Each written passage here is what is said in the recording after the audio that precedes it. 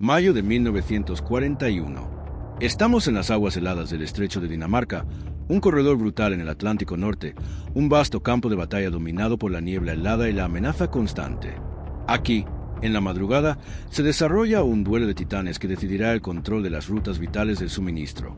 De un lado, se encuentra la encarnación de la nueva y brutal maquinaria de guerra alemana, el acorazado Bismarck y el crucero pesado Prinz Eugen, recién salidos del astillero, diseñados para sembrar el caos en el Atlántico. Del otro lado, la historia, la leyenda, el orgullo inmutable de una nación que gobernó los mares durante más de un siglo, el HMS Oo. El Oo no era meramente un barco, era un símbolo nacional, un monumento flotante de la supremacía naval británica. Durante 2 décadas fue, por peso y dimensiones, la embarcación de guerra más grande y poderosa del planeta, un buque tan icónico que su sola presencia en cualquier puerto garantizaba el respeto y la obediencia. Su construcción masiva y su formidable silueta infundieron tal confianza en Londres que la propia Royal Navy lo consideraba virtualmente insumergible, una fortaleza de acero que podría enfrentarse a cualquier flota y salir sin apenas un rasguño. Sin embargo, a las 6 de la mañana de aquel fatídico 24 de mayo, a una distancia que se mide en millas y no en metros, una sola andanada del Bismarck selló su destino. Lo que siguió a aquel impacto no fue un lento y agónico hundimiento, la derrota de un buque fatigado. Fue, para horror de los testigos, una aniquilación total e instantánea. Un destello incandescente se elevó primero de la popa del Oo, cerca del mástil principal, seguido por una explosión colosal y completamente inimaginable, una detonación que pareció rasgar el mismísimo océano y la moral de la flota. Desde la cubierta del Prince of Wales, el acorazado que lo acompañaba, el personal de la Royal Navy solo pudo observar con impotencia. La popa del Oo se separó del resto del casco casi de inmediato. La proa, aún inmensa, giró hacia el cielo, un último grito de acero y coraje, antes de desaparecer por completo en el abismo. El desastre fue tan rápido que desafió toda la doctrina naval. En menos de 4 minutos, el buque de guerra más grande y célebre del mundo había dejado de existir. La pérdida humana fue devastadora. Una tripulación de 1.418 hombres se esfumó en la negrura y el frío glacial del estrecho de Dinamarca. De toda esa fuerza de marineros y oficiales, de toda la gloria que representaba el buque insignia de la flota, solo 3 hombres, el marinero T. Briggs, Robert Tilburn y William John Dundas, quedaron para contar la historia. 3 almas rescatadas de la superficie del agua helada por el destructor HMS Electra unas 2 horas después de la explosión. Y así nació el misterio naval más atormentador del siglo XX. ¡Qué fuerza! ¡Qué defecto inherente! ¿Qué golpe de suerte o destino pudo destrozar al orgullo de la Royal Navy de manera tan completa y rápida? ¿Fue simplemente un golpe de fortuna del enemigo? ¿Un tiro de gracia imposible? ¿Un error de diseño fatal que llevaba el germen de su destrucción desde el momento en que se dibujaron sus planos? ¿O una negligencia interna que permitió que la llama de la munición se propagara sin control? Durante 60 años, la verdad permaneció oculta y enterrada bajo kilómetros de agua y especulación. El almirantazgo británico realizó 2 investigaciones formales, ambas inconclusas y plagadas de teorías sin verificar. El Oo se convirtió en una leyenda de dolor y un fantasma de la guerra. Pero las leyendas, a veces, revelan sus secretos. En el año 2001, un equipo de exploradores liderado por David Mearns, navegando a bordo del Blue Star, envió una cámara robótica a una profundidad de 2.800 metros en el estrecho de Dinamarca. La misión era simple: encontrar el pecio. Lo que encontraron fue escalofriante. El casco del Oo no estaba intacto. Estaba partido, disperso en un campo de escombros de más de 1 milla de extensión. El pecio, mudo y majestuoso en la oscuridad, desafiaría la historia oficial, y las pruebas silenciosas del fondo marino proporcionarían, por fin, una respuesta definitiva a su central misterio. Este es el tema central de nuestra historia: el viaje épico y el destino fatal de un barco que fue concebido en la era de los dinosaurios acorazados, pero que se vio obligado a luchar en un mundo de aviones y proyectiles de alta velocidad. Para entender por qué el Oo murió tan rápidamente, debemos retroceder a su nacimiento, un nacimiento marcado por la sangre de una derrota anterior, la batalla de Jutlandia. Estamos en 1916. En el corazón de los astilleros de John Brown Company en Clydebank, Escocia, se inicia la quilla de lo que será el HMS Oo. Este barco estaba destinado a ser el líder de una clase de 4 cruceros de batalla. Esta era la época de la carrera armamentística naval. El miedo a la flota alemana y la obsesión por la velocidad impulsaron el diseño de toda una clase de navíos. Pero la historia naval es a menudo reescrita por la tragedia. El OO se diseñó bajo una filosofía específica, típica de la Primera Guerra Mundial, la filosofía del crucero de batalla. Esta clase de buques, popularizada por el almirante Jackie Fisher, era el epítome de la velocidad y la potencia de fuego. Su concepto táctico era sencillo: ser capaces de superar en velocidad a cualquier barco que pudieran superar en potencia de fuego, y superar en potencia de fuego a cualquier barco que pudieran superar en velocidad. El resultado fue un navío largo, elegante y excepcionalmente rápido. El OO iba a estar armado con 8 gigantescos cañones de 15 pulgadas, o 381 milímetros, repartidos en 4 torretas dobles, un poder destructivo que no tenía rival. Su velocidad diseñada de 32 nudos lo habría hecho uno de los barcos capitales más rápidos del mundo. En ese momento, la armadura era, deliberadamente, un factor secundario. El axioma que dominaba la planificación naval era: la velocidad es la mejor armadura. Sin embargo, ese axioma se derrumbó con horror en el Mar del Norte en mayo de 1916, durante la épica y confusa batalla de Jutlandia. En el mayor enfrentamiento naval de la Primera Guerra Mundial, la flota británica de cruceros de batalla sufrió pérdidas catastróficas. 3 cruceros de batalla, el HMS Indefatigable, el HMS Queen Mary y el HMS Invincible, fueron destruidos en cuestión de segundos por explosiones internas masivas después de ser alcanzados por la artillería alemana. El shock fue absoluto y el análisis forense implacable. La causa raíz era la misma: proyectiles enemigos, disparados desde el horizonte, lograban penetrar el delgado blindaje horizontal de las cubiertas superiores y detonar los pañoles de munición subyacentes. Los barcos, diseñados para resistir el fuego lateral o fuego horizontal, eran fatalmente vulnerables al fuego en picada, donde los proyectiles caían desde ángulos muy elevados, con la fuerza de un meteorito, como una lluvia de acero implacable. Jutlandia se convirtió en una cicatriz imborrable en la conciencia naval británica, una prueba sangrienta de que la velocidad, sin la protección adecuada, era una trampa mortal. El almirantazgo se dio cuenta, mientras el OO estaba aún en las gradas de construcción, de que si el buque seguía el diseño original, se convertiría en el siguiente ataúd flotante. El buque que debía ser la esperanza de la flota ahora representaba su mayor vulnerabilidad potencial. El diseño tuvo que cambiar drásticamente antes de que pudiera terminarse, y esa necesidad desesperada nos lleva a la ingeniería del compromiso. Las lecciones de Jutlandia forzaron revisiones drásticas en los planos del OO que ya se estaba construyendo. Estas revisiones, destinadas a corregir la falla del blindaje, fueron tan fundamentales que extendieron la obra por 4 años. El OO se votó en 1918, pero las modificaciones continuaron hasta que finalmente fue completado en 1920, con un coste de construcción astronómico para la época. El objetivo era simple en teoría: añadir miles de toneladas de blindaje para hacerlo más resistente. Se engrosó el cinturón principal de armadura a lo largo del costado del buque, alcanzando un grosor máximo de 12 pulgadas, o 305 milímetros, y se intentó un fortalecimiento de las cubiertas sobre los espacios vitales, especialmente la zona crítica de los pañoles de munición. El resultado de estas modificaciones fue un buque convertido en una fortaleza inexpugnable contra el fuego horizontal. Su cinturón de armadura lateral de 12 pulgadas estaba inclinado hacia afuera en un ángulo de 12 grados. Este ángulo, a corta y media distancia, aumentaba considerablemente el grosor efectivo que un proyectil tenía que penetrar. En un enfrentamiento frontal, a distancias que se consideraban normales en la Gran Guerra, el OO era, sin duda, el barco más formidable de su tiempo.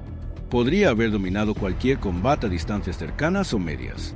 Sin embargo, el problema residía en que el blindaje adicional no fue el resultado de un rediseño completo desde cero, sino de una serie de adiciones apresuradas a un concepto fundamentalmente defectuoso. El peso extra y no planificado tuvo consecuencias operativas y estructurales. Primero, el peso adicional bajó la proa y redujo el francobordo, que es la distancia entre la línea de flotación y la cubierta superior. Esto significaba que, en mares agitados, las cubiertas se inundaban más fácilmente.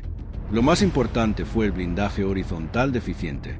El refuerzo fue parcial y desigual.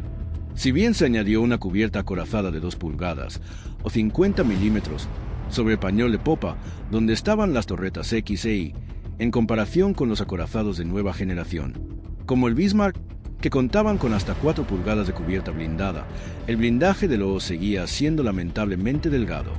La capa más gruesa se colocó en la cubierta superior, de 3 pulgadas, pero el blindaje vital de la cubierta inferior, justo encima de los pañoles de munición, permaneció insuficiente para resistir un proyectil pesado de trayectoria en picada. La combinación de estas debilidades creó, irónicamente, la vía de ataque que sellaría su final.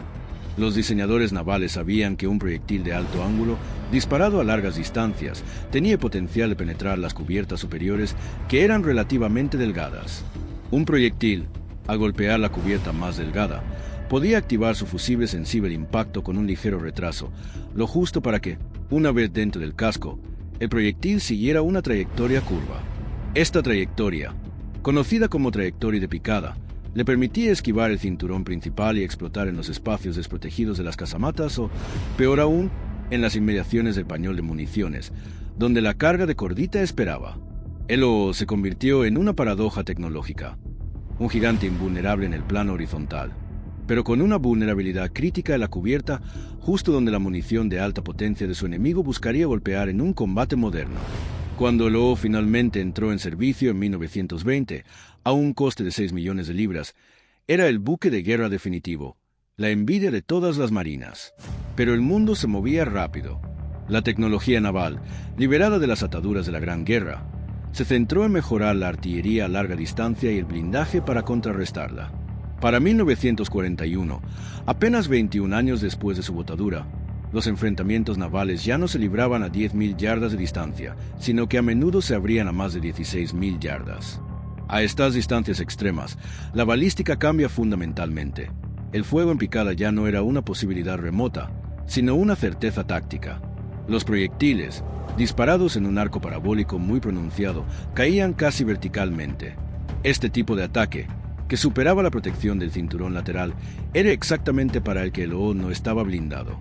Los nuevos acorazados, como el Bismarck y el King George V, fueron diseñados bajo la doctrina del blindaje total o todo o nada, con cubiertas acorazadas mucho más gruesas, algunas llegando a 6 pulgadas en puntos vitales, para resistir específicamente el fuego en picada. El esquema de protección del OO, por el contrario, favorecía la protección lateral contra torpedos y ataques a corta distancia. Los diseñadores habían aceptado el riesgo teórico de un proyectil de alto ángulo a distancia, creyendo que la probabilidad de un impacto perfecto y catastrófico en un área tan pequeña como la cubierta era demasiado baja para justificar un rediseño radical. Sin embargo, las pruebas de disparo en vivo realizadas a lo largo de la década de 1930 ya habían arrojado resultados preocupantes. Los ejercicios revelaron una ruta peligrosa a través del cinturón medio y la pendiente de la cubierta inferior que conducía directamente a los pañoles de popa de 15 pulgadas. La propia Royal Navy sabía de esta vía de ataque. Se hicieron algunos refuerzos de última hora, incluyendo la instalación de placas de 3 pulgadas sobre las pendientes cerca del pañol de 4 pulgadas. Pero estos fueron, en el mejor de los casos, un paliativo desesperado y temporal. La solución real, un nuevo blindaje de cubierta más grueso y la modernización total, nunca se instaló. El OO tenía programada una modernización crítica en 1941. Esta habría incluido el reemplazo de su maquinaria de propulsión, crucialmente, la instalación del blindaje de cubierta que tanto necesitaba para enfrentar a los barcos de la Segunda Guerra Mundial. Pero la guerra no espera. En 1939, el OO se encontró en servicio continuo.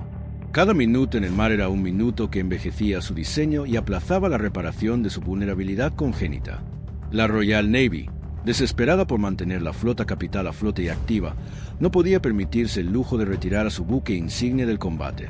Así, el orgullo de la Royal Navy, el símbolo de la supremacía británica, zarpó en mayo de 1941 para enfrentarse al Bismarck siendo, en esencia, un barco de la Primera Guerra Mundial con un blindaje diseñado para un tipo de combate que ya no existía. El HMS OO navegó hacia el estrecho de Dinamarca, llevando consigo no solo la bandera de la nación, sino también una vulnerabilidad de blindaje de 25 años. El escenario estaba preparado para el desastre. La leyenda estaba a punto de convertirse en la víctima, que se creía eterno. La vida a bordo del OO en tiempos de paz era una mezcla singular de disciplina rigurosa y prestigio social. Su tamaño era descomunal para su época, alcanzando una eslora de 262 metros con 7 centímetros, lo que permitía una tripulación de paz de aproximadamente 1.400 marineros y oficiales. Este espacio, aunque inmenso, estaba siempre vibrante. El OO era una ciudad flotante, con sus propios panaderos, sus sastres, sus barberos y sus talleres de reparación, que operaban 24 horas al día. Los marineros vivían bajo el constante recordatorio de que servían en el pináculo de la Royal Navy. La expectación de la sociedad y de la marina hacia el OO se reflejaba en la pulcritud de sus cubiertas de teca, que se fregaban con una devoción casi religiosa, y en el brillo inmaculado de su latón y sus cañones. El prestigio era tal que los oficiales subían a bordo no solo para cumplir con un deber militar, sino para participar en una tradición viva.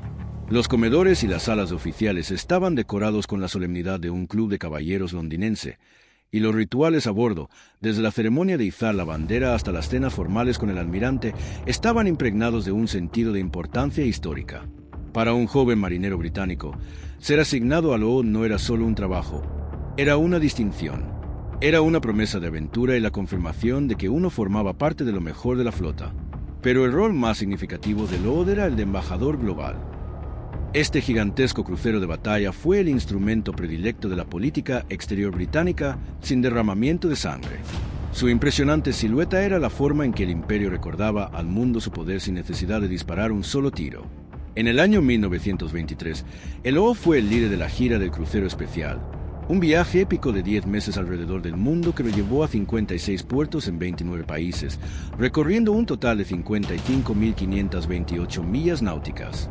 En cada puerto, desde Sydney hasta Ciudad del Cabo, la llegada del OO era un acontecimiento de primera plana. La mera presencia de la embarcación de guerra más grande y rápida del mundo tenía un efecto psicológico inmenso, reafirmando la hegemonía británica ante los aliados y sirviendo como una advertencia implícita a cualquier potencia rival. El OO transportaba el mensaje de que, a pesar de las dificultades económicas de la posguerra, Gran Bretaña seguía siendo la principal potencia marítima. Los reyes y presidentes visitaban sus cubiertas, las multitudes se agolpaban en los muelles. En esa época, el OO no era un arma, era un cartel, un poderoso recordatorio de que la paz armada de Versalles descansaba sobre los cañones de 15 pulgadas de la Royal Navy. Su nombre era tan conocido en todo el mundo como el del primer ministro o el de la familia real. El corazón de su poder y el origen de su leyenda residía en su potencia de fuego. El OO estaba equipado con 8 cañones de 15 pulgadas, o 381 milímetros, organizados en 4 torretas dobles, 2 a proa y 2 a popa. Estos cañones eran temibles, una obra maestra de la ingeniería balística de la Primera Guerra Mundial. Un solo proyectil disparado por estos cañones pesaba casi 900 kilogramos, una masa de acero y explosivo capaz de viajar 29 kilómetros antes de caer con la fuerza de un meteorito. Cuando el OO disparaba una andanada completa, liberaba 7.200 kilogramos de proyectiles en el espacio de unos pocos segundos. Esta capacidad destructiva era inigualable cuando el barco fue comisionado. En comparación con otros acorazados, los cañones de 15 pulgadas eran conocidos por su fiabilidad y su poder de parada. Aunque no tenían el calibre de los cañones de 16 pulgadas de los acorazados de la Armada de Estados Unidos, o los de 18 pulgadas del acorazado Yamato japonés, que aún se estaba construyendo en secreto, el OO se enfrentó a una clase de oponentes. Los nuevos acorazados de la Segunda Guerra Mundial, como el Bismarck, estaban equipados con cañones de 15 pulgadas, pero contaban con el beneficio de sistemas de control de fuego mucho más modernos. Crucialmente, proyectiles diseñados con espoletas de detonación retardada, específicamente optimizados para penetrar cubiertas horizontales. El OO se apoyaba en el peso puro de su andanada y en el calibre probado de su artillería, que era más que suficiente para perforar el blindaje vertical de cualquier barco de guerra de la década de 1920. En un duelo clásico de puños, a distancias cortas, era el amo indiscutible. Sin embargo, su artillería, como el resto de la embarcación, arrastraba la obsolescencia. Sus sistemas de puntería y telémetros no se comparaban con la precisión computarizada del Bismarck, que podía disparar andanadas con una dispersión mucho menor y, por lo tanto, con una mayor probabilidad de impacto. Esta diferencia, aunque sutil en la teoría, se convertiría en un factor determinante en la práctica. El impacto de la Segunda Guerra Mundial en el OO fue el de una máquina perfectamente diseñada para una época pasada, obligada a luchar contra un futuro para el que no estaba preparada. Cuando el conflicto estalló en 1939, el OO se convirtió inmediatamente en el buque más valioso de la Royal Navy. La guerra lo obligó a un servicio continuo y extenuante. Era esencial para la defensa de los convoyes del Atlántico y para la disuasión en el Mediterráneo. Cada día que el OO pasaba en el mar era un día en el que se posponía su reacondicionamiento crítico, una modernización que no era un lujo, sino una necesidad vital para su supervivencia. Esta modernización, Planeada desde hacía años, habría aligerado su maquinaria, instalado nuevos cañones antiaéreos y, lo más importante, habría reemplazado las cubiertas acorazadas horizontales vulnerables por un blindaje mucho más grueso, corrigiendo de una vez por todas el fatal defecto de diseño revelado en Jutlandia 25 años antes. Pero la necesidad militar era más urgente que la planificación ingenieril. La Royal Navy simplemente no podía permitirse tener a Loho fuera de servicio en un momento en que la amenaza de los acorazados alemanes, como el Skarnorst y el Gneisenau, era inminente. El almirantazgo se vio obligado a enviar a su símbolo, a su embajador, a luchar con la armadura de la Primera Guerra Mundial. El desgaste mecánico del buque era palpable. Sus motores, 4 turbinas de engranajes Brown Curtis que lo impulsaban con 144.000 caballos de fuerza, estaban agotados por 2 décadas de servicio duro y sin interrupción. La sal, el esfuerzo y los años habían pasado una factura inevitable a los engranajes y las calderas. Para la primavera de 1941, el Loho ya no era el crucero de batalla más rápido del mundo. El desgaste limitaba su velocidad operativa a aproximadamente 26,5 nudos, una reducción drástica con respecto a su velocidad diseñada de 32 nudos. Esta baja velocidad tenía consecuencias tácticas demoledoras. La capacidad de un crucero de batalla para elegir el combate, para dictar la distancia y el ángulo del enfrentamiento, residía enteramente en su velocidad superior. Su doctrina era luchar cuando yo quiera, no cuando tú quieras. Al no poder alcanzar su velocidad máxima, el Loho perdía esa ventaja crucial. De repente, ya no podía escapar fácilmente de un enfrentamiento, ni podía cerrar la distancia de forma decisiva contra oponentes más rápidos y nuevos. En un duelo contra el Bismarck, que aún podía mantener sus 29 nudos a plena potencia, el Loho se encontró en una posición tácticamente pasiva, incapaz de maniobrar con la agresividad y la confianza que dictaba su diseño original. El Loho navegó en 1941 cargando mucho más que carbón y munición. Llevaba prestigio y poder, sí, pero también una vulnerabilidad arquitectónica que se había vuelto mortalmente relevante y unos motores cansados que le impedían utilizar la única defensa que su filosofía de diseño original le había concedido: la velocidad. La leyenda se había convertido en un barco antiguo luchando en una guerra moderna. El contexto estratégico que selló su destino se gestó a principios de mayo de 1941. El acorazado alemán Bismarck, junto con el crucero pesado Prinz Eugen, se preparaba para una misión de incursión en el Atlántico, un movimiento conocido como la Operación Rheinübung. El Bismarck era, en la opinión británica, la amenaza existencial definitiva. Recién votado, era uno de los acorazados más grandes y mejor blindados jamás construidos, un depredador diseñado para destrozar las rutas de suministro vitales del Atlántico que alimentaban a Gran Bretaña. Si el Bismarck lograba colarse en el Atlántico y desatar su poder, podría paralizar el esfuerzo de guerra británico. La decisión de la Royal Navy fue inmediata y desesperada. El Bismarck debía ser interceptado a toda costa, antes de que pudiera escapar al vasto océano. Se puso en marcha una cacería masiva, desviando activos cruciales de todos los frentes.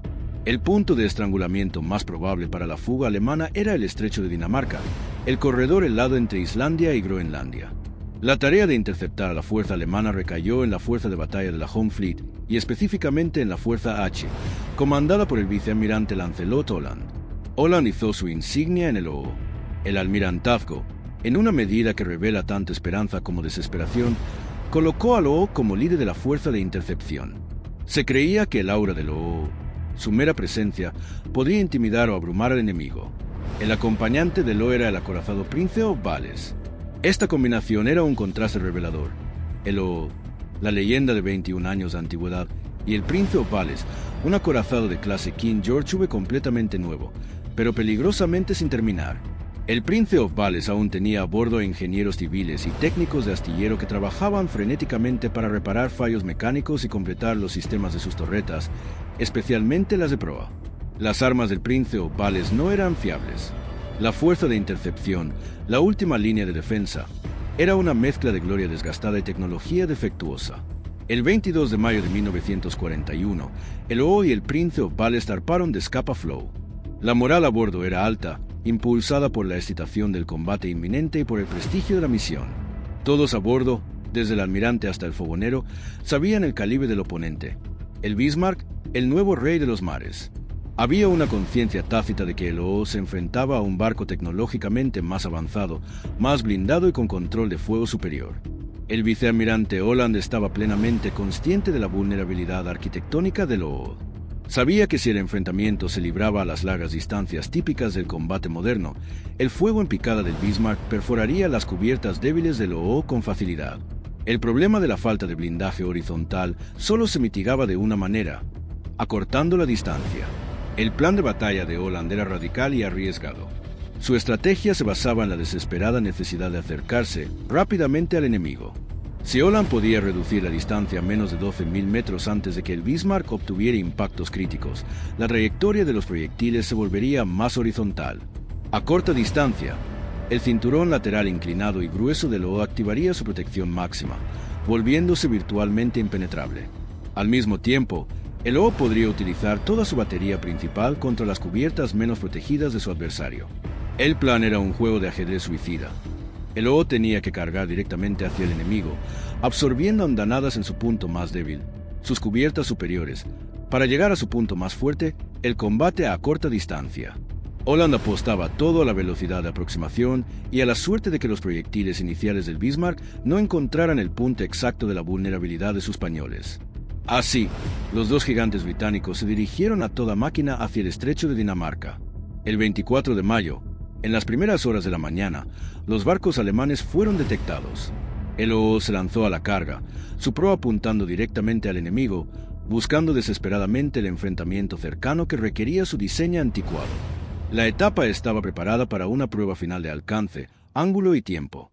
Una carrera contra la balística y la obsolescencia que se definiría en menos de 500 segundos. El orgullo de la Royal Navy estaba a punto de enfrentarse a la ley de la física de la Segunda Guerra Mundial y solo uno de los dos gigantes sobreviviría al encuentro.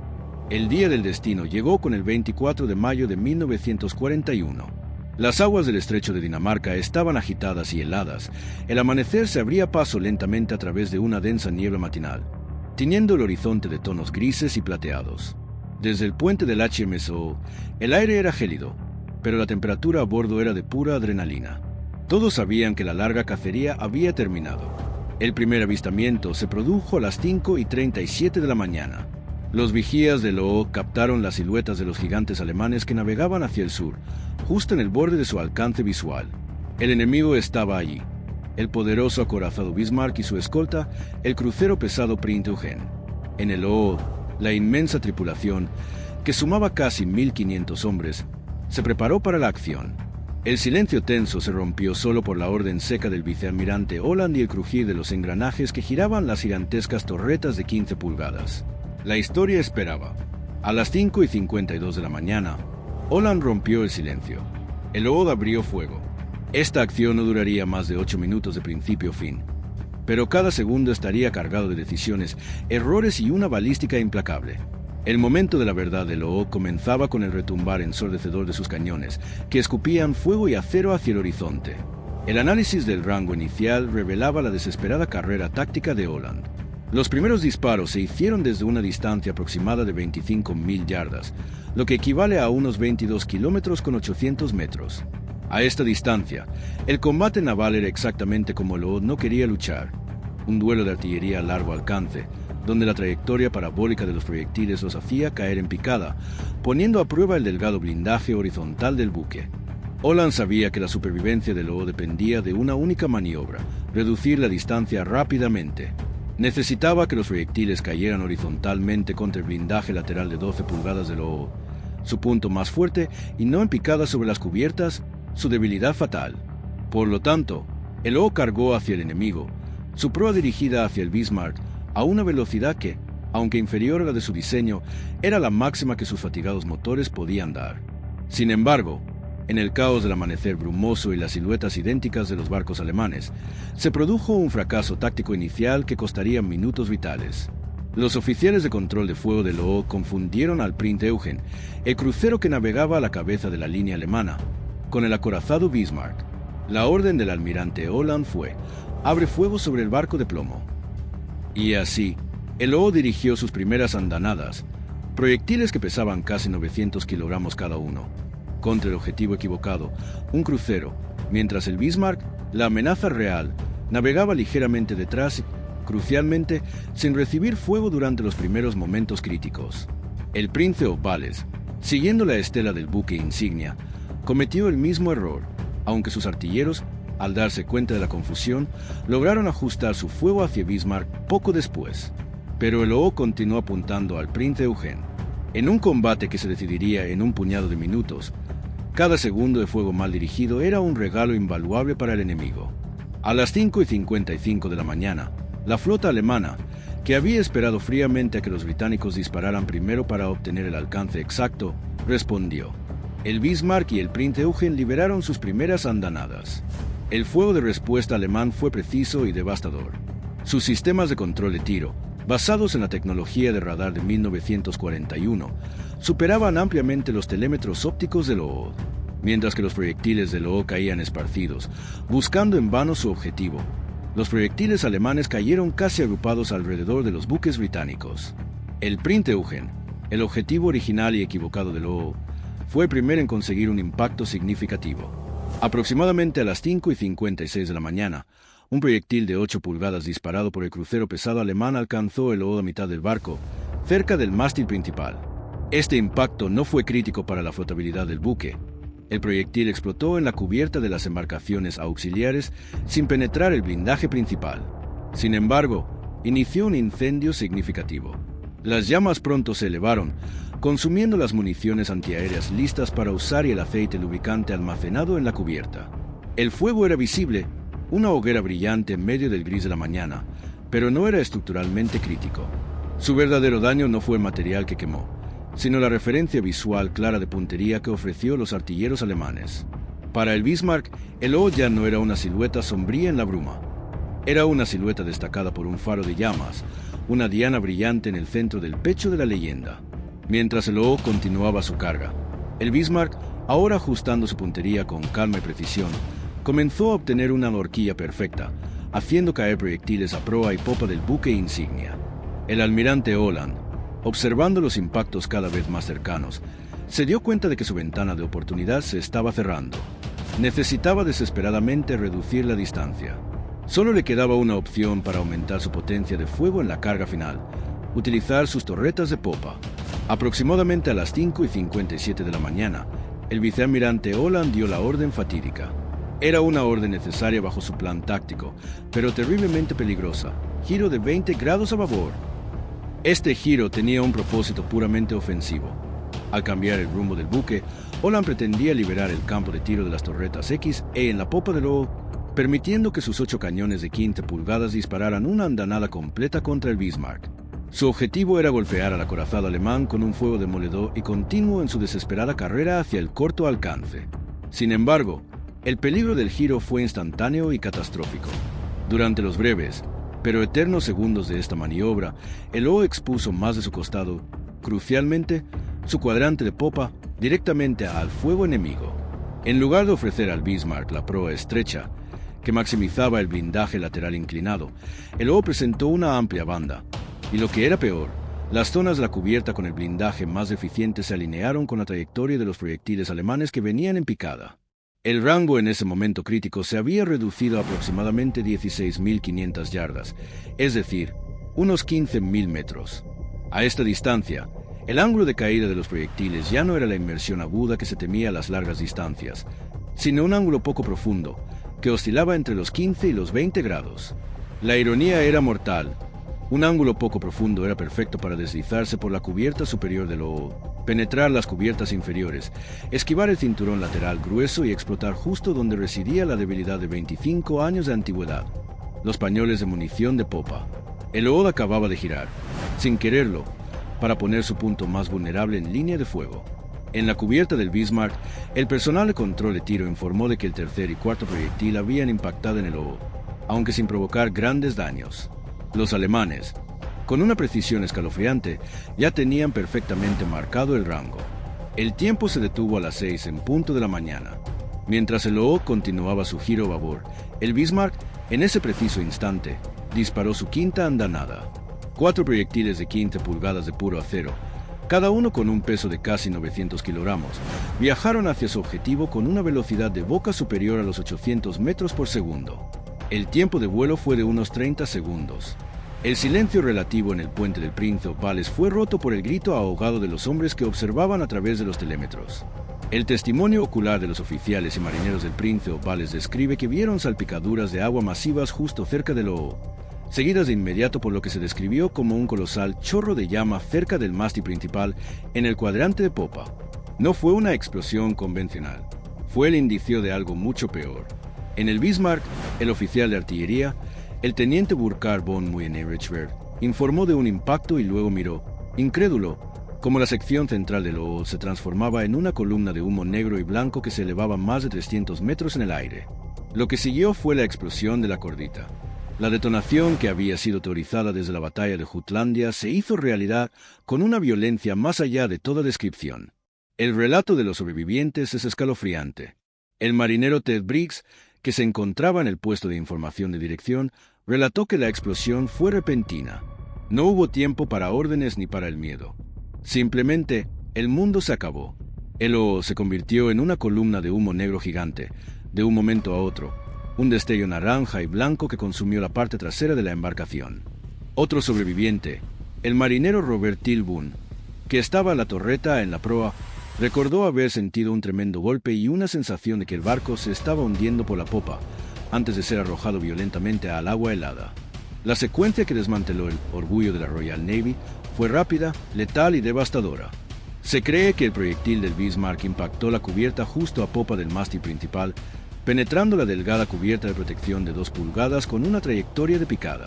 Una vez dentro, el proyectil, con su fusible de detonación retardada activado, se abrió camino hacia la cámara del pañol de municiones de 4 pulgadas para la artillería secundaria de 4 pulgadas, o, más probablemente, al pañol de municiones de popa de 15 pulgadas, torreta I.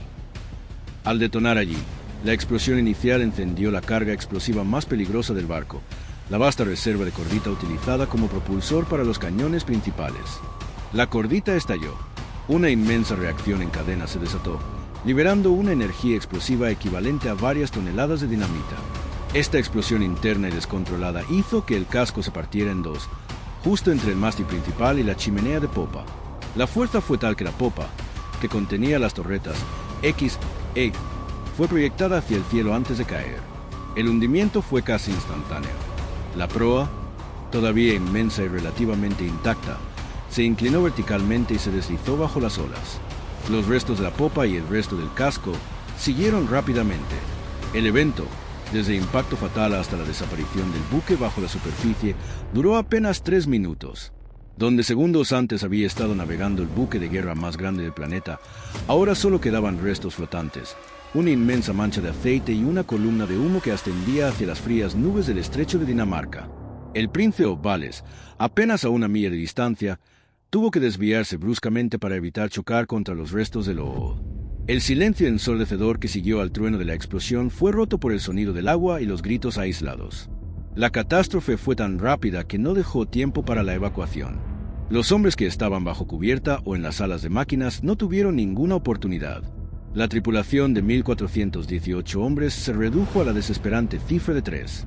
Los 3 sobrevivientes, Ted Briggs, Robert Tilbourne y William John Dundas, fueron arrojados al agua helada por la fuerza de la explosión, sin saber siquiera cómo habían llegado allí. Flotaron, conmocionados y quemados, en el aceite espeso y los restos flotantes, rodeados por el destino de sus compañeros. El mar, de una crueldad infinita, estaba a pocos grados por encima del punto de congelación, y la hipotermia comenzaría a apoderarse de ellos en minutos. El destructor HMS Electra recibió la orden de buscar supervivientes. Los hombres del Electra recorrieron la zona de la tragedia, navegando lentamente a través de la vasta mancha de aceite. Aproximadamente 2 horas más tarde, el Electra localizó y rescató a los 3 hombres, que estaban a punto de sucumbir al frío. El cuarto sobreviviente mencionado en algunas fuentes, Sam Wood, no era parte de la tripulación del Lo'o, sino un miembro de la tripulación del Prince of Wales, que fue uno de los pocos testigos directos del evento desde tan corta distancia. Los 3 náufragos del Lo'o se convirtieron en los únicos depositarios de la verdad sobre el final del buque. Para la Royal Navy y para el pueblo británico, el hundimiento del Lo'o fue un golpe que se sintió en el alma misma de la nación. Era inconcebible que su símbolo, su baluarte de poder, pudiera haber desaparecido con tanta facilidad. La conclusión inicial de la Royal Navy fue rápida y, En retrospectiva, una forma de proteger la moral en tiempos de guerra. Se trató de un golpe de mala suerte o fortuna en un pañol de municiones. Se argumentó que un proyectil del Bismarck había impactado la cubierta y había penetrado limpiamente hasta el pañol. No fue un defecto de diseño, sino un infortunio balístico. Esta explicación, aunque necesaria para el público, no satisfizo a los ingenieros ni a los oficiales. Sabían que el destino del Ood era la consecuencia directa de una vulnerabilidad que se arrastraba desde la batalla de Jutlandia, una vulnerabilidad que la necesidad de la guerra les había impedido corregir. El Bismarck, habiendo hundido a su adversario principal y sufriendo solo daños menores por los disparos del Prince of Wales, continuó su viaje dejando atrás un cementerio naval. La cacería acababa de empezar, pero la leyenda del Ood había terminado, dando paso al mito de un buque insumergible que, en el instante final, demostró ser letalmente vulnerable. El misterio de si el golpe fue suerte o la realización de un defecto fatal quedaría enterrado en las profundidades, esperando que las cámaras de inmersión pudieran descender 60 años después para revelar la verdad final. El pecio guardaría el secreto del proyectil, el pañol y la secuencia exacta de la catástrofe que hizo añicos el orgullo de la Royal Navy. El humo del HMS Ood se disipó en las brumosas y gélidas aguas del estrecho de Dinamarca, pero el misterio y el debate sobre su final apenas comenzaban. En ese instante, cuando el orgullo de la Royal Navy se hundió en apenas 3 minutos, nació una de las grandes incógnitas navales del siglo XX. El evento fue demasiado repentino, la destrucción demasiado absoluta para ser explicada por las normas convencionales de la guerra naval. Durante 60 años, el destino final del Ood se convertiría en un enigma histórico, alimentado por la falta de evidencia física y el dolor de una pérdida nacional. La verdad se hallaba a casi 3 kilómetros bajo la superficie, esperando el día en que la tecnología pudiera descender a la oscuridad y dar testimonio. La versión oficial de la Royal Navy, forzada por la necesidad de dar una explicación rápida y proteger la moral en tiempos de guerra, fue tan simple como devastadora. Un proyectil de 15 pulgadas, 380 milímetros, disparado por el Bismarck, penetró la cubierta del Ood y detonó un pañol principal. Esta conclusión se apoyaba en la lógica de que solo un impacto de esa magnitud podría causar una explosión de esa escala. Sin embargo, desde el principio, esta versión generó una profunda insatisfacción dentro de los círculos navales y de ingeniería. Los expertos sabían que el Ood, a pesar de sus defectos de diseño, era un barco masivo. Que una sola andanada pudiera causar una destrucción tan instantánea y absoluta. La noticia de la pérdida del HMS Ood golpeó a Gran Bretaña con la fuerza de un terremoto moral. En medio de la oscuridad de la batalla del Atlántico, el Ood no era solo un buque de guerra. Era la encarnación flotante del poderío naval imperial, el símbolo más palpable de la superioridad británica en los mares. Su final, rápido e ignominioso, supuso un shock psicológico y estratégico de magnitud inconmensurable, comparable a la caída de una fortaleza inexpugnable. El primer ministro, Winston Churchill, al enterarse de la noticia, la recibió con una mezcla de horror y una inmediata, fría determinación. Sabía que la destrucción del Ood no solo había abierto una brecha en la línea de batalla, sino que había entregado una victoria de propaganda inestimable al Tercer Reich en el momento más oscuro de la guerra. La respuesta de Churchill fue singularmente breve y definitiva. El Bismarck debe ser hundido. Esta orden, transmitida a la flota con una urgencia que trascendía la estrategia militar para convertirse en una cruzada moral, movilizó todos los recursos disponibles. La pérdida del Ood, con sus 1.415 hombres y apenas 3 sobrevivientes, desencadenó una sed de justicia y una necesidad de restaurar el orgullo nacional que trascendió la mera táctica naval. La cacería del Bismarck dejó de ser una operación de rutina para convertirse en un imperativo nacional. Estratégicamente, la pérdida del Ood forzó a la Royal Navy a actuar con una agresividad calculada. Si el Bismarck lograba escapar y alcanzar la vastedad del Atlántico, se convertiría en un depredador solitario capaz de diezmar los convoys vitales que llevaban suministros de América del Norte. Este escenario era la mayor amenaza a la supervivencia de Gran Bretaña. Por lo tanto, el objetivo no era solo la venganza, sino la preservación del cordón umbilical logístico de la nación. La conmoción se sintió en todos los puertos y en las salas de control. El almirantazgo movilizó inmediatamente un número sin precedentes de buques capitales. 2 de los buques más poderosos de la flota de Home Fleet, el acorazado King George V, KGV y el portaaviones Victorious, fueron inmediatamente enviados a la persecución, bajo el mando del almirante Sir John Tovey. Desde Gibraltar, la Fuerza H, que incluía el crucero de batalla Renown y el portaaviones Ark Real, navegó a toda velocidad hacia el norte para interceptar la ruta de escape del Bismarck hacia la Francia ocupada. En total, la Royal Navy empleó 6 acorazados o cruceros de batalla, 2 portaaviones y una docena de cruceros y destructores en la cacería, una movilización masiva que reflejaba la importancia crítica de la misión. La operación se desarrolló bajo una niebla de ansiedad y determinación. Cada buque que se dirigía hacia el estrecho de Dinamarca navegaba con imagen del lobo destrozado grabada en la mente colectiva. La cacería del Bismarck se convirtió en una demostración épica de la capacidad de la Royal Navy para absorber un golpe terrible y responder con una furia concentrada y abrumadora. La misión no terminaría hasta que la amenaza alemana, que había partido en 2 a su buque insignia, fuera neutralizada. El mensaje era claro y se transmitió a toda la flota.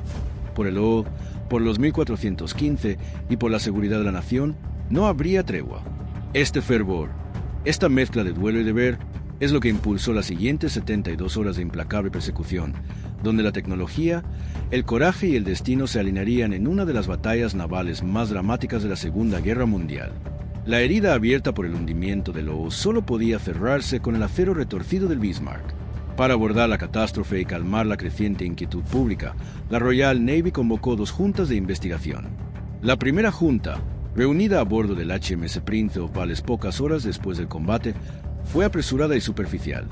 Con solo el testimonio de los 3 sobrevivientes conmocionados y un puñado de relatos de testigos oculares distantes, el Prince of Wales y el HMS Electra no pudo ofrecer una secuencia de eventos concluyente.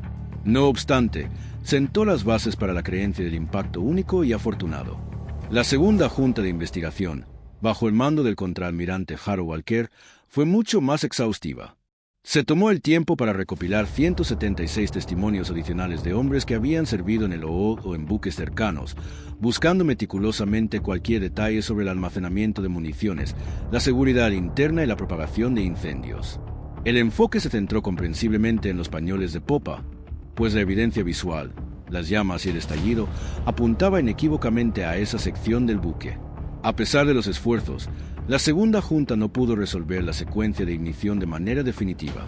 La conclusión final siguió siendo la misma: una explosión en el pañol de municiones de popa de 15 pulgadas, pero el mecanismo exacto de cómo el proyectil del Bismarck logró detonarlo, si fue por un impacto directo, un impacto indirecto o un accidente interno, continuó siendo un debate sin pruebas físicas.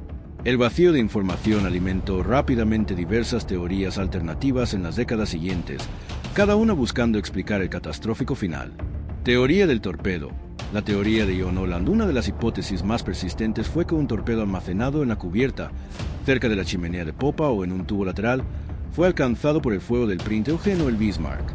El proyectil podría haber sido de menor calibre y no haber penetrado profundamente, pero la detonación del torpedo habría actuado como un detonador secundario, abriendo un camino para la bola de fuego hacia los pañoles inferiores. Esta teoría fue atractiva porque explicaba la inmensidad del incendio, la rapidez del estallido sin depender de la improbable trayectoria de un proyectil de 15 pulgadas que evadiera el cinturón de blindaje principal. Teoría del accidente interno. La propagación de llamas. Esta teoría, favorecida por muchos diseñadores e ingenieros navales, sugería que el OO fue víctima de un problema de diseño crónico exacerbado por la munición y los procedimientos operativos. Argumentaba que un incendio, como el iniciado por el Prince Eugen, o una llamarada de cordita durante la recarga de las torretas de popa o de la artillería secundaria de 4 pulgadas, un riesgo conocido en los buques de la Primera Guerra Mundial, se propagó a través de conductos de ventilación, escotillas mal cerradas o tuberías de manipulación de municiones al pañol principal de 15 pulgadas. En esencia, el OO se habría autodestruido por un fallo en el confinamiento de la cordita, facilitado por el estrés del combate. El misterio central no era si un pañol había explotado, ya que la evidencia de la fuerza del estallido era innegable, sino la secuencia de iniciación. ¿Qué echó el confinamiento de la cordita volátil? ¿Fue un proyectil directo, un torpedo intermediario o un fallo interno de los sistemas de seguridad? Sin poder acceder al pecio, el debate se estancó en la especulación, las simulaciones balísticas y el análisis de la física de la explosión.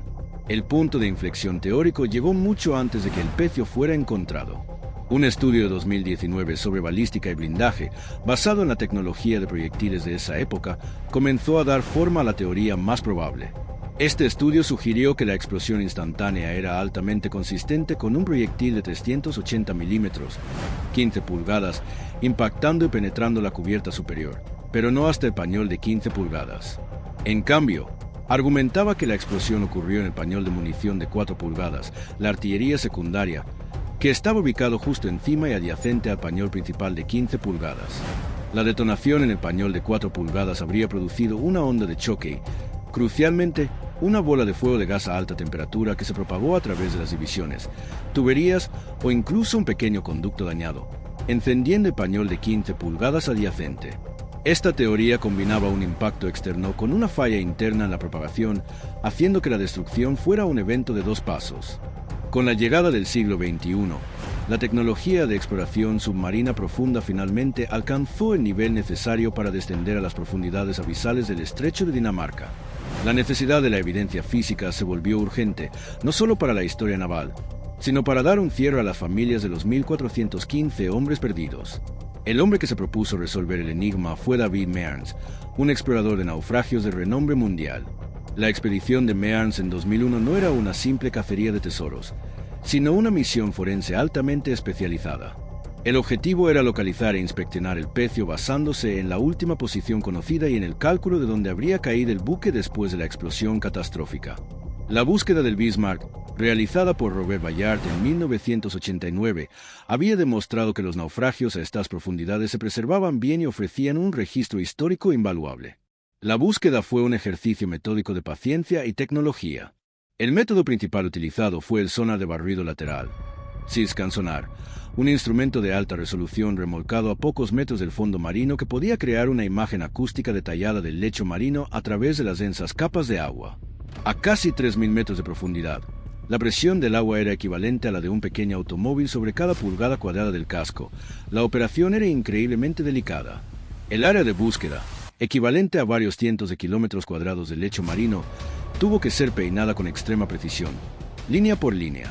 El hallazgo se produjo en la hora 39 de la operación de sonar, el 20 de julio de 2001. En el monitor del buque de búsqueda, apareció un patrón de eco débil, demasiado regular para ser una formación geológica y demasiado grande para ser un simple escombro. A medida que la resolución mejoraba, el patrón se resolvió en la inconfundible forma de un campo de restos. El lodo había sido encontrado. Su posición final era 63 grados 12 y 24 a 7 minutos N, 31 grados 52.545 minutos W. La larga espera por las respuestas había terminado. Una vez localizado, el pecio de lodo se convirtió en la pieza central de la investigación histórica. El vehículo operado a distancia, RV, fue descendido para obtener imágenes visuales, transformando las especulaciones en hechos fríos y duros. Lo primero que atestiguó la cámara fue un campo de escombros de más de 1 milla, aproximadamente 1.600 metros, de largo, extendiéndose a lo largo del fondo marino.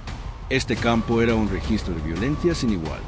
La inmensidad de la dispersión de los restos, que incluían piezas de la estructura, placas de blindaje y fragmentos de equipos, indicaban no solo la magnitud de la explosión, sino también su fuerza impulsora y direccional. Un simple hundimiento o una explosión localizada no habría dejado un rastro tan vasto. El patrón de dispersión de los escombros se extendía de popa a proa, un claro indicio de que la fuerza destructiva se había iniciado en la parte trasera del buque y se había expandido violentamente. El pecio en sí no era una sola tumba, sino 3 secciones distintas. La proa, la sección de proa, masiva, pero cortada limpiamente justo delante de la torreta A, se encontraba relativamente intacta. La sección central, el área de la torre de mando, las chimeneas y los motores se encontraba invertida, con el fondo del barco mirando hacia la superficie, lo que demuestra la violencia del vuelco. La popa separada, el fragmento más crucial, la sección de popa, que contenía las torretas X y el timón, había sido arrancado completamente del resto del casco. La distribución de los restos en 3 grandes secciones separadas refutó inmediatamente las ideas de una explosión pequeña o contenida, como la teoría del torpedo. Un torpedo habría causado un agujero lateral y una inundación, pero no habría pulverizado la estructura de esa manera. La única fuerza capaz de causar tal desmantelamiento era la explosión de la cordita en un pañol. La sección de popa fue el foco de la investigación. El quiebre entre la popa y el resto del casco se produjo justo delante del timón, precisamente en la región que albergaba los pañoles de municiones de 15 pulgadas de las torretas X y los pañoles de 4 pulgadas de la artillería secundaria. La devastación que el pecio silencioso transmitía a 3.000 metros de profundidad se convirtió en un documento técnico de valor incalculable, la prueba física que había eludido a la historia durante 6 décadas. Las 3 secciones del casco, dispersas a lo largo de más de 1,5 kilómetros, contaban la historia de una fuerza que excedía con creces cualquier explosión o implosión esperada en un hundimiento convencional. El naufragio del O no fue el resultado de una inundación gradual o de un simple vuelco. Fue el testimonio de una desintegración instantánea, un proceso que los ingenieros navales llamaron ruptura catastrófica del casco. Para entender la magnitud de esta fuerza, es crucial retroceder al momento mismo del impacto fatal y analizar la trayectoria del proyectil alemán. El O se encontraba en pleno proceso de girar a babor, una maniobra táctica destinada a abrir los cuadrantes de popa a la artillería que aún no había disparado y a cerrar el rango con el enemigo. En este instante crítico, el crucero de batalla expuso la zona de cubierta de popa a una trayectoria de impacto que era balísticamente letal. A la distancia en que se encontraban el Ood y el Bismarck, los proyectiles de los cañones de 15 pulgadas del buque alemán no golpeaban el costado blindado del Ood, sino que describían una parábola descendente, lo que se conoce como fuego de picada o plunging fire. El Ood fue diseñado y votado en una época donde las batallas navales se libraban a distancias más cortas, donde la principal amenaza era el fuego directo y horizontal que intentaba penetrar el espeso blindaje lateral o cinturón acorazado. Por ello, su blindaje vertical era formidable. Sin embargo, en su búsqueda de velocidad y tamaño, los diseñadores hicieron un fatal compromiso de ingeniería con su blindaje horizontal, es decir, el de las cubiertas. Mientras que el blindaje lateral podía tener hasta 12 pulgadas de grosor, las cubiertas vitales sobre los pañoles en la sección de popa se redujeron significativamente, y la parte más vulnerable era precisamente la cubierta de la popa, que carecía de la robusta protección de sus contrapartes en proa. El concepto de la Primera Guerra Mundial de que la velocidad es protección, que un buque rápido podía elegir la distancia y el ángulo de combate, se desmoronó por completo en mayo de 1941, cuando el Bismarck, con su precisión de tiro superior, encontró el ángulo preciso para penetrar la armadura más delgada de la cubierta de popa. El proyectil fatal, ya sea del Bismarck o del Prinz Eugen, no necesitaba atravesar las 12 pulgadas de acero verticalmente. Necesitaba penetrar quizás solo 3,5 pulgadas de cubierta principal y otra 1,5 pulgadas de cubierta de protección. La combinación de la trayectoria en picada, el ángulo expuesto por el giro y la insuficiencia del blindaje horizontal actuaron como una alineación macabra que el diseño del O no podía soportar. La sección de popa, el área de las torretas X y sus respectivos pañoles de munición, era el corazón de este defecto de diseño. La organización interna de los pañoles era, en retrospectiva, una caja de yesca esperando una chispa. El pañol de munición de 4 pulgadas de la artillería secundaria estaba situado directamente encima y adyacente a los pañoles masivos de la cordita de 15 pulgadas. Los pañoles de 4 pulgadas, que contenían proyectiles de alto explosivo y propulsores de cordita para los cañones más pequeños, estaban menos protegidos y se extendían por un área más amplia y cercana a las cubiertas superiores. La secuencia de iniciación que el pecio validó se basó en esta conexión. Un proyectil penetra y explota en el pañol secundario y la resultante bola de fuego, una explosión de gases incandescentes. Se abre camino a través de los conductos de ventilación, los ejes de los montacargas o los sistemas de transferencia de munición mal sellados, hacia el pañol principal que contenía toneladas de cordita. El examen de los restos reveló la huella dactilar de esta explosión interna masiva con una claridad escalofriante. Las imágenes del vehículo submarino mostraron que la estructura del casco en el área de popa, especialmente la sección de estribor, no presentaba un agujero de impacto limpio. En cambio, las planchas de acero mostraban una deformación plástica inconfundible. Las placas de blindaje, diseñadas para ser prácticamente impenetrables, estaban curvadas y desgarradas hacia afuera, como si una fuerza descomunal hubiera intentado escapar desde el interior del buque. Este tipo de daño es el resultado directo de una explosión de baja velocidad o lorde de la cordita, donde el proceso de combustión es tan rápido que el gas se expande a una velocidad tan tremenda que no tiene tiempo de ventilar, sino que rasga y desgarra el contenedor, el casco, a medida que busca el camino de menor resistencia. La cordita, el propulsor utilizado en la Royal Navy, es un explosivo de combustión progresiva. En condiciones normales, arde rápidamente para impulsar el proyectil. Sin embargo, cuando se confina y se expone a un calor extremo y una presión repentina, como la de un proyectil explotando cerca, se produce lo que se denomina Raneway Thermal Event. Las varillas de cordita comienzan a descomponerse y a gasificarse a una velocidad exponencial, transformándose instantáneamente en una inmensa cantidad de gases a alta temperatura y presión. Dentro del espacio confinado del pañol, la presión superó el límite elástico del acero circundante. El resultado fue la rotura del buque desde dentro. La popa fue arrancada en una fracción de segundo, y la fuerza cinética de esta liberación de energía masiva fue suficiente para arrancar las dos torretas de 15 pulgadas de sus barbetas, un testimonio mudo de la violencia de la detonación. Las torretas, que pesaban cientos de toneladas cada una, yacían dispersas en el lecho marino, un impacto visual que disipó cualquier duda restante sobre la causa de la pérdida del buque. Además de la popa destrozada, la sección central invertida era una pieza clave del rompecabezas. La onda de choque de la explosión no solo arrancó la popa, también introdujo un momento de rotación masivo en el casco restante. El buque comenzó a hundirse de popa rápidamente mientras el resto de la estructura se retorcía. La inversión de la sección central indica que las fuerzas hidrodinámicas del hundimiento, combinadas con la onda de choque inicial, hicieron que el barco se volteara sobre su eje longitudinal antes de sumergirse. La proa, relativamente intacta, se cortó por la tensión de la torsión y la velocidad del hundimiento, cayendo al fondo en un ángulo diferente, casi como si hubiera sido amputada. El detalle del timón bloqueado a 20 grados a babor fue quizás el hallazgo más conmovedor y revelador. La popa separada, ese fragmento de acero que albergaba el timón, preservó la última orden del almirante Lancelot Holland. El timón estaba atascado en la posición de giro, inmóvil para siempre. Esta posición solidificada en el tiempo no solo confirmó la cronología táctica del combate, el Ode estaba maniobrando para disparar sus armas de popa cuando fue golpeado, sino que también sirvió como un monumento a la valentía de la tripulación que estaba ejecutando las órdenes hasta el último microsegundo. No hubo pánico ni abandono.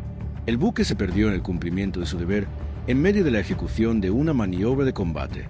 El descubrimiento de la popa permitió a los investigadores, en particular a David Mearns, refutar finalmente la teoría del torpedo, que había persistido durante décadas. Si un torpedo lateral almacenado en cubierta hubiera detonado y causado la explosión principal, el patrón de daño en la popa no habría mostrado el blindaje doblado hacia afuera. Un torpedo, o incluso un impacto directo de proyectil, habría dejado una marca de penetración desde el exterior, doblando las placas hacia adentro. La evidencia indiscutible era la opuesta. El acero fue empujado violentamente desde el interior. Este análisis forense del fondo marino, por lo tanto, no solo resolvió un misterio, sino que proporcionó una validación ineludible de la responsabilidad de la ingeniería en la tragedia. El OO se hundió debido a su propia arquitectura. Un diseño que colocó material explosivo sensible, cordita, cerca de áreas de blindaje insuficiente, la cubierta y con rutas de propagación entre los pañoles, los conductos de transferencia. La lección final de la inmersión forense fue un cambio de enfoque. La pérdida del OO ya no se trataba de la suerte del artillero del Bismarck, sino de la inevitable consecuencia de un defecto estructural. El proyectil alemán no tuvo que realizar una hazaña balística imposible. Solo tuvo que iniciar una pequeña explosión en el lugar correcto, y el diseño del OO se encargó del resto. El crucero de batalla más grande y orgulloso de su época se convirtió en su propia bomba, desintegrándose con una velocidad que la historia naval nunca había presenciado y que, gracias al testimonio silencioso de sus restos, fue finalmente comprendida. La inmensidad de los escombros es la medida física de la magnitud de esa falla de diseño, el legado de un compromiso que finalmente fue roto por la brutal realidad de la guerra naval moderna. La popa, yacente en el lecho marino, es la prueba irrefutable de que la velocidad, la magnitud y la destrucción total del OO fueron causadas por una secuencia interna. Esta secuencia comenzó con la violación del pañol de 4 pulgadas y terminó con la detonación de las enormes reservas de cordita de 15 pulgadas, una liberación de energía equivalente a varias toneladas de TNT. El conocimiento adquirido del pecio se convirtió en la piedra angular de la evolución del diseño de los buques de guerra de las próximas décadas, asegurando que ningún pañol de munición volviera a tener ese tipo de vulnerabilidad. El OO pagó el precio de esa lección con 1.415 vidas. El análisis de las placas de blindaje en esta zona fue la evidencia más contundente. El revestimiento de estribor, el lado que miraba al Bismarck y el lado opuesto al giro de babor, estaba pelado y curvado hacia afuera, como si una fuerza interna masiva lo hubiera forzado desde dentro.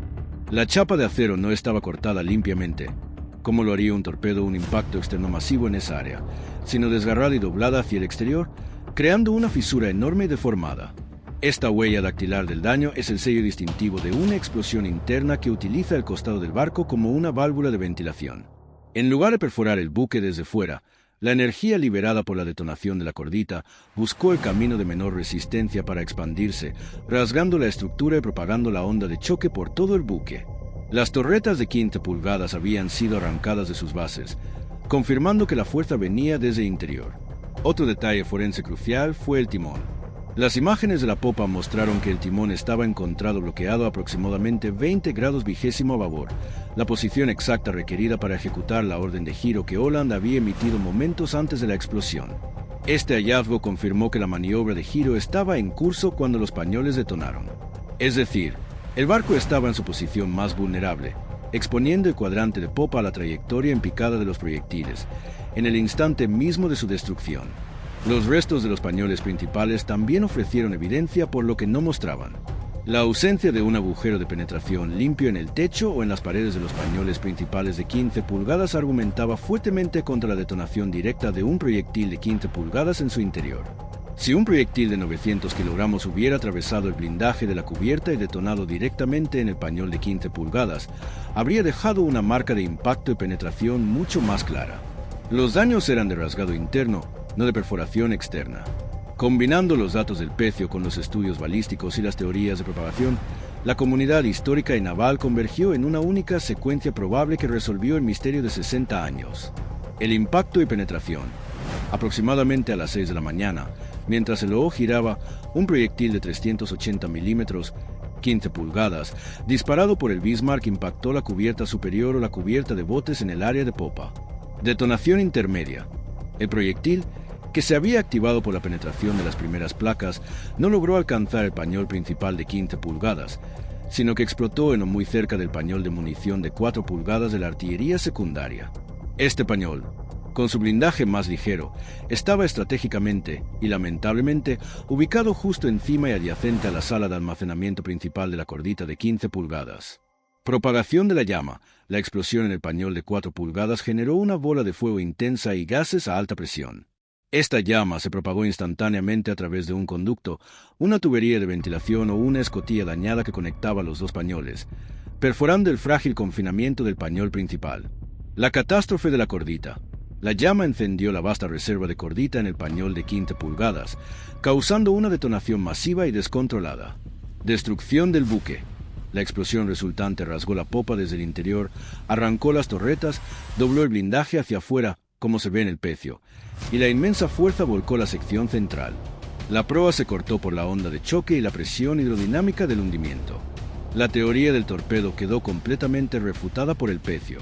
Las imágenes no mostraron signos de la pared del casco doblada hacia adentro, ni la deformación característica de un impacto de torpedo. La evidencia era inequívocamente la de un suceso interno. El descubrimiento del pecio transformó la especulación en evidencia física, confirmando que la pérdida del OO no fue solo un golpe de suerte, sino la trágica culminación de un defecto de diseño que convirtió un impacto localizado en una autodestrucción total. El OO era una reliquia de diseño de la Primera Guerra Mundial, cuyo concepto de blindaje horizontal era insuficiente contra la balística moderna. El HMS Odd es hoy en día más que una reliquia en el fondo del Atlántico. Es un capítulo final, escrito en acero retorcido, de una historia de coraje inquebrantable y tecnología defectuosa. Los 1415 hombres perdidos en un abrir y cerrar de ojos, que avanzaron valientemente hacia el enemigo en un buque diseñado con una debilidad fatal, representan el sacrificio último en el límite de la tecnología y la valentía humana. El descubrimiento del pecio proporcionó un cierre a un misterio de 60 años. En 2002, el sitio fue designado formalmente como tumba de guerra protegida por el gobierno británico, bajo la Ley de Protección de Restos Militares de 1986. La inmersión en el pecio del OO se realiza con la mayor reverencia, siendo un mausoleo a la tripulación. En 2015, la campana del OO fue recuperada con éxito en una expedición posterior, no para ser exhibida como un trofeo, sino como un monumento conmemorativo. Ahora se encuentra en el Museo Nacional de la Royal Navy en Portsmouth, un recordatorio físico de los hombres que sirvieron a bordo.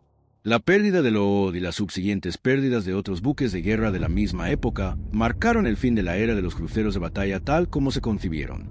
Su diseño de gran tamaño, armamento pesado y armadura ligera demostró ser una combinación letalmente defectuosa contra la artillería pesada en ángulos de picada.